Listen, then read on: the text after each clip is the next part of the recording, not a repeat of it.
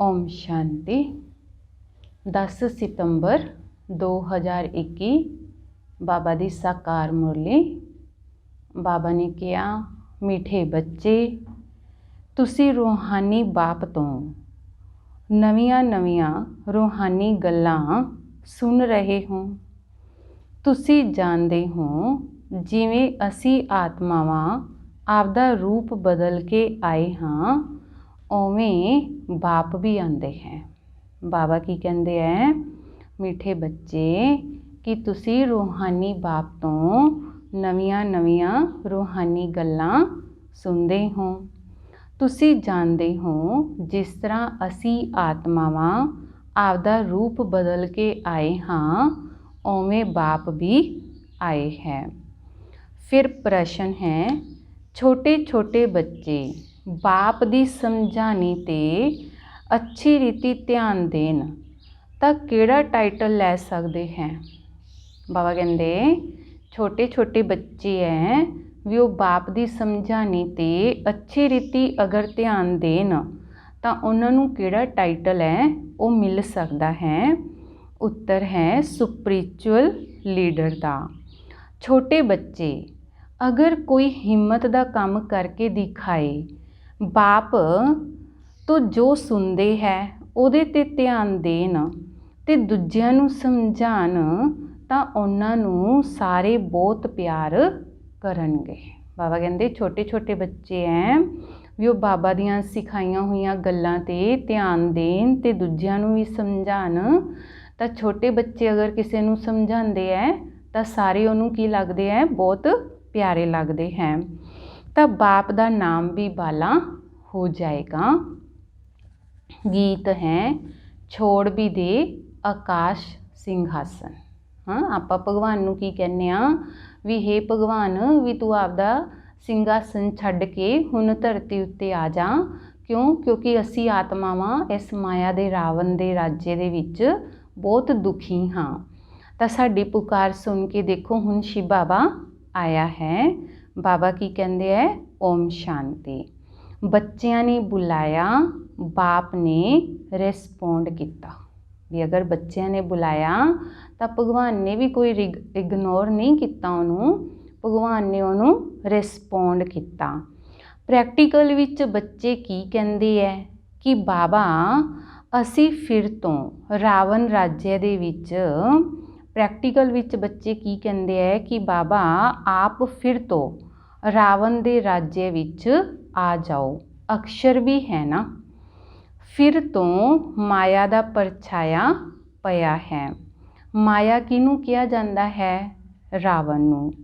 तां पुकारदे है कि रावण राज्य आ गया है, इसलिए हुण फिर तो आ जाओ। रावण दे राज्य विच बहुत दुख है ते असी बहुत दुखी पाप आत्मा बन गए हाँ। हुण बाप प्रैक्टिकल विच है। बच्चे जानते हैं कि फिर तो ओही महाभारत लड़ाई खड़ी है। तो बाप ज्ञान ते राजयोग सिखला रहे हैं। बुलाते भी है कि हे निराकार परम पिता परमात्मा, निराकार तो आके साकारी रूप लो, रूप बदली करो। बाप समझाते हैं तुसी भी उत्थों दे रहन वाले हो। बाबा के भी सानू की समझाते हैं कि तुसी भी परम धाम दे रहन वाले हो। ब्रह्म महतत्व व निराकारी दुनिया विच तुसी भी रूप बदलिया है, यह कोई जानते नहीं। बाबा कहते तुसी भी रूप बदलिया है, दा मतलब है तुसी आत्मा भी निराकार हो, तो इस धरती ते साकार रूप बदलिया है। जो आत्मा निराकार है वही आके साकार शरीर धारण करती है। ओह है निराकारी वर्ल्ड ते यह है साकारी वर्ल्ड, ते ओह है आकारी दुनिया। ओह अलग है। तुहाडी बुद्धि विच है कि असी शांति धाम ते निर्वाण धाम तो आंदे हाँ। ਬਾਪ ਨੂੰ ਜਦੋਂ ਪਹਿਲੇ ਪਹਿਲੇ ਨਈ ਰਚਨਾ ਰਚਨੀ ਹੁੰਦੀ ਹੈ ਤਾਂ ਸੂਖਸ਼ਮ ਵਤਨ ਨੂੰ ਹੀ ਰਚਣਗੇ। ਸੂਖਸ਼ਮ ਵਤਨ ਵਿੱਚ ਹੁਣ ਤੁਸੀਂ ਜਾ ਸਕਦੇ ਹੋ, ਫਿਰ ਕਦੇ ਜਾਣਾ ਨਹੀਂ ਹੁੰਦਾ ਹੈ। ਤਾਂ ਪਹਿਲੇ ਪਹਿਲੇ ਤੁਸੀਂ ਬਾਇਆ ਸੂਖਸ਼ਮ ਵਤਨ ਵਿੱਚ ਨਹੀਂ ਆਉਂਦੇ ਹੋ, ਸਿੱਧੇ ਆਉਂਦੇ ਹੋ। ਹੁਣ ਤੁਸੀਂ ਸੂਖਸ਼ਮ ਵਤਨ ਵਿੱਚ ਆ ਜਾ ਸਕਦੇ ਹੋ। ਪੈਦਲ ਆਦਿ ਜਾਣ ਦੀ ਤਾਂ ਗੱਲ ਨਹੀਂ ਹੈ। ਬਾਬਾ ਕਹਿੰਦੇ ਵੀ ਸੂਖਸ਼ਮ ਵਤਨ ਵਿੱਚ ਵੀ ਆਪਾਂ ਕੋਈ ਪੈਦਲ ਤਾਂ ਨਹੀਂ ਜਾਂਦੇਗੇ, ਮਨ ਬੁੱਧੀ ਦੇ ਦੁਆਰਾ ਸੂਖਸ਼ਮ ਵਤਨ ਵਿੱਚ ਕਿਉਂ ਜਾਂਦੇ ਹਾਂ? ਕਿਉਂਕਿ ਉੱਥੇ ਸਾਡੇ ਬ੍ਰਹਮਾ ਬਾਬਾ ਬੈਠੇ ਆ, ਹੈ ਨਾ। ਤਾਂ ਇਸ ਕਰਕੇ ਬਾਬਾ ਕਹਿੰਦੇ ਕਿ ਪੈਦਲ ਦੀ ਤਾਂ ਕੋਈ ਗੱਲ ਨਹੀਂ ਹੈਗੀ। ਇਹ ਸਾਖਸ਼ਾਤਕਾਰ ਹੁੰਦਾ ਹੈ ਤੁਸੀਂ ਬੱਚਿਆਂ ਨੂੰ। ਮੂਲ ਵਤਨ ਦਾ ਵੀ ਸਾਖਸ਼ਾਤਕਾਰ ਹੋ ਸਕਦਾ ਹੈ, ਪਰੰਤੂ ਜਾ ਨਹੀਂ ਸਕਦੇ। ਬੈਕੁੰਠ ਦਾ ਵੀ ਸਾਖਸ਼ਾਤਕਾਰ ਹੋ ਸਕਦਾ ਹੈ, ਜਾ ਨਹੀਂ ਸਕਦੇ। ਜਦੋਂ ਤੱਕ ਸੰਪੂਰਨ ਪਵਿੱਤਰ ਨਹੀਂ ਬਣੇ ਹਾਂ, ਤੁਸੀਂ ਇਸ ਤਰ੍ਹਾਂ ਕਹਿ ਨਹੀਂ ਸਕਦੇ ਕਿ ਅਸੀਂ ਸੂਖਸ਼ਮ ਵਤਨ ਵਿੱਚ ਜਾ ਸਕਦੇ ਹਾਂ। ਤੁਸੀਂ ਸੂਖਸ਼ਮ ਵਤਨ ਤੱਕ, ਬਾਬਾ ਕਹਿੰਦੇ ਤੁਸੀਂ ਸੂਖਸ਼ਮ ਵਤਨ ਤੁਸੀਂ ਸਾਖਸ਼ਾਤਕਾਰ ਕਰ ਸਕਦੇ ਹੋ। ਸ਼ਿਵ ਬਾਬਾ ਤੇ ਦਾਦਾ ਤੇ ਤੁਸੀਂ ਬੱਚੇ ਹੋ। ਤੁਸੀਂ ਬੱਚੇ ਕਿਵੇਂ ਨਈ ਨਈ ਰੂਹਾਨੀ ਗੱਲਾਂ ਸੁਣਦੇ ਹੋ। ਇਹ ਗੱਲਾਂ ਦੁਨੀਆ ਵਾਲੇ ਤਾਂ ਜਾਣਦੇ ਹੀ ਨਹੀਂ। ਭਲ ਕਹਿੰਦੇ ਤਾਂ ਹੈ ਕਿ ਇਨਕਾਰਪੋਰੀਅਲ ਵਰਲਡ, ਪਰੰਤੂ ਉਹਨਾਂ ਨੂੰ ਇਹ ਪਤਾ ਨਹੀਂ ਹੈ ਕਿ ਉਹ ਕਿੱਥੇ ਹੈ। ਪਹਿਲੇ ਤਾਂ ਆਤਮਾ ਨੂੰ ਹੀ ਨਹੀਂ ਜਾਣਦੇ ਤਾਂ ਨਿਰਾਕਾਰੀ ਦੁਨੀਆ ਨੂੰ ਫਿਰ ਕਿਵੇਂ ਜਾਣਨਗੇ। ਬਾਪ ਪਹਿਲੇ ਪਹਿਲੇ ਆ ਕੇ ਆਤਮਾ ਦਾ ਰੀਅਲਾਈਜੇਸ਼ਨ ਕਰਾਉਂਦੇ ਹੈ। ਤੁਸੀਂ ਜਾਣਦੇ ਹੋ ਕਿ ਫਿਰ ਰੂਪ ਬਦਲੀ ਹੁੰਦਾ ਹੈ। ਪਹਿਲੇ ਬਾਬਾ ਆ ਕੇ ਆਤਮਾ ਦਾ ਗਿਆਨ ਦਿੰਦੇ ਹੈ। ਤੁਸੀਂ ਜਾਣਦੇ ਹੋ ਕਿ ਰੂਪ ਬਦਲੀ ਹੁੰਦਾ ਹੈ, ਅਰਥਾਤ ਨਿਰਾਕਾਰ ਤੋਂ ਸਾਕਾਰ ਵਿੱਚ ਆਏ ਹੋ। ਹੁਣ ਤੁਸੀਂ ਸਮਝਦੇ ਹੋ ਕਿ ਸਾਡੀ ਆਤਮਾ 84 ਜਨਮ ਕਿਵੇਂ ਭੋਗਦੀ ਹੈ। ਇਹ ਸਾਰਾ ਪਾਠ ਆਤਮਾ ਵਿੱਚ ਰਿਕਾਰਡ ਮੁਆਫਿਕ ਭਰਿਆ ਹੋਇਆ ਹੈ। ਪਹਿਲੇ ਤਾਂ ਇਹ ਗੱਲਾਂ ਸੁਣਾਉਂਦੇ ਸੀ, ਬਾਪ ਕਹਿੰਦੇ ਹੈ ਹੁਣ ਤੁਹਾਨੂੰ ਗੂਹੇ ਤੇ ਰਮਨੀਕ ਗੱਲਾਂ ਸੁਣਾਉਂਦਾ ਹਾਂ ਜੋ ਤੁਸੀਂ ਅੱਗੇ ਨਹੀਂ ਜਾਣਦੇ ਸੀ। ਬਾਬਾ ਆ ਕੇ ਸਾਨੂੰ ਨਵੀਆਂ ਨਵੀਆਂ ਗਹਿਰੀਆਂ ਗੱਲਾਂ ਹੈ ਤੇ ਰਮਨੀਕ ਗੱਲਾਂ ਸੁਣਾਉਂਦੇ ਹੈ, ਜੋ ਕਿ ਆਪਾਂ ਨੇ ਅੱਜ ਤੱਕ ਨਾ ਤਾਂ ਸਾਧੂ ਸੰਤਾਂ ਤੋਂ ਸੁਣੀਆਂ ਤੇ ਨਾ ਹੀ ਆਪਾਂ ਕਿਸੇ ਕਿਤਾਬਾਂ 'ਚ ਪੜ੍ਹੀਆਂ। ਉਹ ਹੁਣ ਜਾਣਦੇ ਹੋ। ਨਈ ਨਈ ਪੁਆਇੰਟਸ ਬੁੱਧੀ ਵਿੱਚ ਆਂਦੀ ਜਾਂਦੀ ਹੈ, ਇਸ ਲਈ ਦੂਸਰਿਆਂ ਨੂੰ ਵੀ ਝੱਟ ਸਮਝਾ ਸਕਦੇ ਹੋ। ਦਿਨ ਪ੍ਰਤੀ ਦਿਨ ਇਹ ਬ੍ਰਾਹਮਣਾਂ ਦਾ ਝਾੜ ਵੱਧਦਾ ਹੀ ਜਾਂਦਾ ਹੈ। ਇਹੀ ਫਿਰ ਦੇਵੀ ਝਾੜ ਬਣਨਾ ਹੈ। ਵੀ ਜਿਹੜਾ ਬ੍ਰਾਹਮਣਾਂ ਦਾ ਝਾੜ ਹੈ, ਹੁਣ ਇਸ ਸਮੇਂ ਸਾਰੇ ਬ੍ਰਾਹਮਣ ਜਾ ਕੇ ਕੀ ਬਣਨਗੇ? ਦੇਵਤਾ ਬਣਨਗੇ। ਤਾਂ ਬ੍ਰਾਹਮਣ ਹੀ ਵਰਿਧੀ ਨੂੰ ਪਾਣਗੇ। ਦੇਖਣ ਵਿੱਚ ਕਿਵੇਂ ਛੋਟੇ ਆਉਂਦੇ ਹੈ, ਜਿਵੇਂ ਕਿ ਵਰਲਡ ਦੇ ਨਕਸ਼ੇ ਵਿੱਚ ਇੰਡੀਆ ਦੇਖਦੇ ਹਾਂ ਤਾਂ ਕਿੰਨੀ ਛੋਟੀ ਦਿਖਾਈ ਪੈਂਦੀ ਹੈ। ਵਾਸਤਵ ਵਿੱਚ ਇੰਡੀਆ ਹੈ ਕਿੰਨੀ ਵੱਡੀ। ਵੈਸੇ ਹੀ ਗਿਆਨ ਦੇ ਲਈ ਕਿਹਾ ਜਾਂਦਾ ਹੈ ਕਿ ਮਨ ਮਨਾਭਵ ਅਰਥਾਤ ਅਲਫ ਨੂੰ ਯਾਦ ਕਰੋ। ਬੀਜ ਕਿੰਨਾ ਛੋਟਾ ਹੁੰਦਾ ਹੈ ਤੇ ਝਾੜ ਕਿੰਨਾ ਵੱਡਾ ਨਿਕਲਦਾ ਹੈ। ਤਾਂ ਇਹ ਬ੍ਰਾਹਮਣ ਕੁਲ ਵੀ ਛੋਟਾ ਹੈ, ਵਰਿਧੀ ਨੂੰ ਪਾਉਂਦਾ ਜਾਂਦਾ ਹੈ। ਤੁਹਾਡੀ ਬੁੱਧੀ ਵਿੱਚ ਹੈ ਕਿ ਅਸੀਂ ਇਸ ਸਮੇਂ ਬ੍ਰਾਹਮਣ ਹਾਂ, ਫਿਰ ਦੇਵਤਾ ਬਣਾਂਗੇ। 84 ਜਨਮਾਂ ਦੀ ਸੀੜੀ ਬਹੁਤ ਚੰਗੀ ਹੈ। ਬੱਚੇ ਸਮਝਾ ਸਕਦੇ ਹੈ। ਜੋ 84 ਜਨਮ ਲੈਂਦੇ ਹੈ ਉਹੀ ਆ ਕੇ ਸਮਝਣਗੇ। ਫਿਰ ਕੋਈ 84 ਤੇ ਕੋਈ 80 ਵੀ ਲੈਂਦੇ ਹੋਣਗੇ। ਇਹ ਤਾਂ ਸਮਝਦੇ ਹਾਂ ਕਿ ਅਸੀਂ ਇਸ ਦੇਵੀ ਕੁਲ ਦੇ ਹਾਂ। ਅਸੀਂ ਸੂਰਿਆਵੰਸ਼ੀ ਘਰਾਣੇ ਦੇ ਬਣਾਂਗੇ। ਅਗਰ ਨਾ ਪਾਸ ਹੋਵਾਂਗੇ ਤਾਂ ਫਿਰ ਦੇਰੀ ਨਾਲ ਆਵਾਂਗੇ। ਸਾਰੇ ਇਕੱਠੇ ਤਾਂ ਨਹੀਂ ਆਣਗੇ। ਭਲ ਬਹੁਤ ਗਿਆਨ ਲੈਂਦੇ ਰਹਿੰਦੇ ਹੈ, ਪਰੰਤੂ ਇਕੱਠੇ ਤਾਂ ਨਹੀਂ ਆਣਗੇ ਨਾ। ਜਾਣਗੇ ਬਾਬਾ ਕਹਿੰਦੇ ਇਕੱਠੇ ਆਣਗੇ, ਥੋੜੇ ਥੋੜੇ। ਇਹ ਤਾਂ ਸਮਝ ਦੀ ਗੱਲ ਹੈ। ਸਭ बाबा कहते किवें इकट्ठे 84 जन्म लैणगे।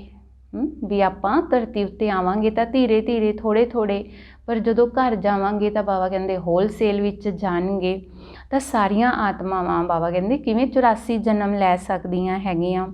बाप नूं बुलांदे है कि बाबा फिर तो आके गीता दा ज्ञान सुनांदे है। तो इस नूं ही राजयोग किया जाता है। हुण तुसीं राजयोग सीख रहे हो। कलप कलप 5000 वर्ष बाबा सानू आके ज्ञान दिंदे हैं। सत्यनारायण दी कथा सुनते हैं ना, यह कित्थों आए फिर कित्थे गए जानते नहीं। बाप समझाते है बच्चे हुण रावण की परछाई पई है। बाबा कहते भी हुण तुहाडे उत्ते की है, रावण की परछाई पई है। हुण ड्रामा अनुसार रावण राज्य खत्म होना है। सतयुग विच है राम राज्य ते इस समय है रावण राज्य। हुण तुसीं समझदे हो साडे विच जो ज्ञान आया है वह इस दुनिया विच किसे नूं है नहीं, ते साडी यह नवीं पढ़ाई है नई दुनिया दे लई। बाबा कहंदे साडा जिहड़ी पढ़ाई है वह नवीं है ते नवीं दुनिया दे लई है। भी इस ज्ञान नूं दुनिया दे विच कोई भी जानदे ही नहीं हैगे। गीता विच कृष्ण दा नाम लिख दिता, यह तां पुरानी गल होई ना। हुण तुसीं नवीआं गल्लां सुनदे हो। कहांगे ये कदे नहीं सुनिया कि शिव भगवान नूं वाच, असीं तां कृष्ण भगवान नूं वाच ही सुनदे आए हाँ। हुण तुसीं नई दुनिया दे लई एवरीथिंग न्यू सुनदे हो। बाबा कहंदे नवीं दुनिया है तो नवीं दुनिया दे लई सारियां गल्लां ही नवीआं सुनदे हो। ये सब जानते हाँ कि भारत प्राचीन है, परंतु कदों तो इन्ना लक्ष्मी नारायण दा राज्य किवें चलिया, किस तरह इन्हां ने राज्य पाया ते फिर कित्थे चला गया, ये किसे दी बुद्धि विच नहीं आंदा। की होया जो इन्हां दा राज्य खत्म हो गया, किने जित पाई, कुछ भी समझते नहीं। वो लोग तो सतयुग नूं लाखों वर्ष लिख दिंदे है। ये तो हो नहीं सकता कि लक्ष्मी नारायण ने लाखों वर्ष कोई राज्य किया होएगा, फिर तो सूर्यवंशी राजा ढेर हो जान, किस दा भी नाम है नहीं। बाबा कहंदे सतयुग दे विच जिहड़ा राज्य दिखाया भी वो लक्ष्मी नारायण तो सिवाए होर किसी दा तां दिखाया ही नहीं गा। तो पर बाबा कहंदे अगर सतयुग लाखों वर्ष दा हो जावे, हुण लक्ष्मी नारायण थोड़े ही लाखों वर्ष जीणगे। तो बाबा कहंदे इस करके फिर तो सतयुग विच की हो जाए, किन्ने राजा हो जान। यह किसी नूं पता ही नहीं है कि लखां वर्ष दा पता किवें लगूगा। भी अगर कोई गल लखां वर्ष पुरानी होवे तो उस गल दा पता किवें लगूगा। किस दी भी बुद्धि है काम नहीं करती। इस कलयुग दे विच बाबा कहंदे बुद्धि इन्नी तमो प्रधान हो गई ने, जो किसी दी भी बुद्धि है ना वो कोई काम करदी नहीं हैगी। हुण तुसीं छोटे छोटे बच्चे तां झट समझा सकदे हो। यह है बहुत सहज। भारत दी सारी कहानी है, सारी स्टोरी है। सतयुग त्रेता विच भारतवासी राजाएं सीगे, अलग अलग चित्र भी बने ने। इत्थे तां हज़ारां वर्ष कह दिंदे है। बाप कहंदे हैं यह है ही 5000 वर्ष की कहानी। अज तो 5000 वर्ष पहले लक्ष्मी नारायण दा राज्य सीगा। छोटी छोटी बच्चियां इन्ना थोड़ा भी बैठ समझाए तो समझणगे कि ये नॉलेज तो बड़ी चंगी है।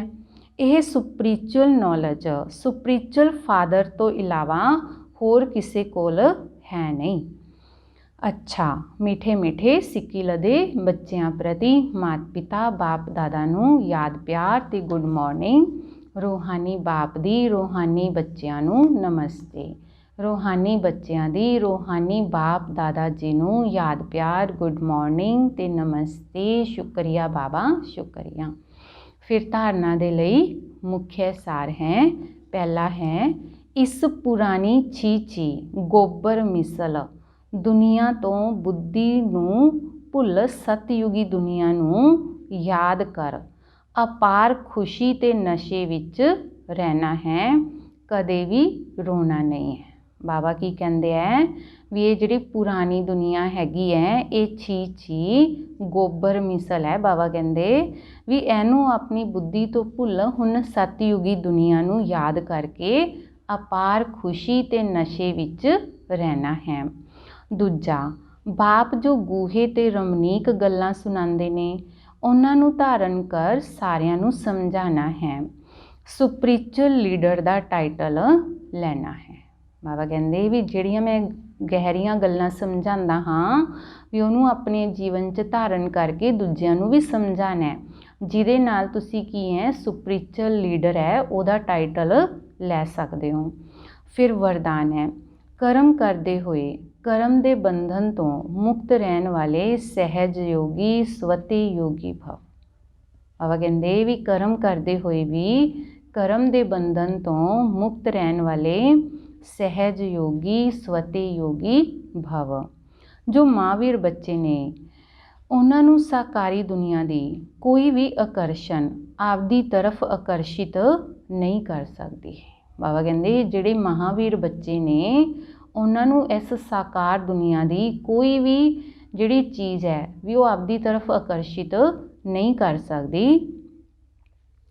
ਉਹ ਸਵੈਮ ਨੂੰ ਇੱਕ ਸੈਕਿੰਡ ਵਿੱਚ ਨਿਆਰਾ ਤੇ ਬਾਪ ਦਾ ਪਿਆਰਾ ਬਣਾ ਸਕਦੇ ਹੈ। ਡਾਇਰੈਕਸ਼ਨ ਮਿਲਦੇ ਹੀ ਸਰੀਰ ਤੋਂ ਪਰੇ ਅਸ਼ਰੀਰੀ ਆਤਮ ਅਭਿਮਾਨੀ ਬੰਧਨ ਮੁਕਤ ਯੋਗ ਯੁਕਤ ਸਥਿਤੀ ਦਾ ਅਨੁਭਵ ਕਰਨੇ ਵਾਲੇ ਹੀ ਸਹਿਜ ਯੋਗੀ ਸਵਤੀ ਯੋਗੀ ਸਦਾ ਯੋਗੀ ਕਰਮ ਯੋਗੀ ਤੇ ਸ੍ਰੇਸ਼ਟ ਯੋਗੀ ਹੈ। ਬਾਬਾ ਕਹਿੰਦੇ ਵੀ ਭਗਵਾਨ ਦਾ ਸਾਨੂੰ ਡਾਇਰੈਕਸ਼ਨ ਮਿਲੇ ਤੇ ਇੱਕ ਡਾਇਰੈਕਸ਼ਨ ਵਿੱਚ ਹੀ ਅਸੀਂ ਕੀ ਹੋ ਜਾਈਏ ਸਰੀਰ ਤੋਂ ਪਰੇ ਅਸ਼ਰੀਰੀ ਆਤਮ ਅਭਿਮਾਨੀ ਬੰਧਨ ਮੁਕਤ ਯੋਗ ਯੁਕਤ ਸਥਿਤੀ ਦਾ ਅਨੁਭਵ ਕਰਨ ਵਾਲੇ ਹੀ ਕੀ ਹੋਣਗੇ। ਬਾਬਾ ਕਹਿੰਦੇ ਸਹਿਜ ਯੋਗੀ ਸਵਤੀ ਯੋਗੀ ਸਦਾ ਯੋਗੀ ਤੇ ਕਰਮ ਯੋਗੀ ਤੇ ਸ੍ਰੇਸ਼ਟ ਯੋਗੀ। ਉਹ ਜਦੋਂ ਚਾਹੇ ਜਿੰਨਾ ਸਮੇਂ ਚਾਹੇ ਆਪਣੇ ਸੰਕਲਪਾਂ ਸਵਾਸ ਨੂੰ ਇੱਕ ਪ੍ਰਾਨੇਸ਼ਵਰ ਬਾਪ ਦੀ ਯਾਦ ਵਿੱਚ ਸਥਿਤ ਕਰ ਸਕਦੇ ਹੈ।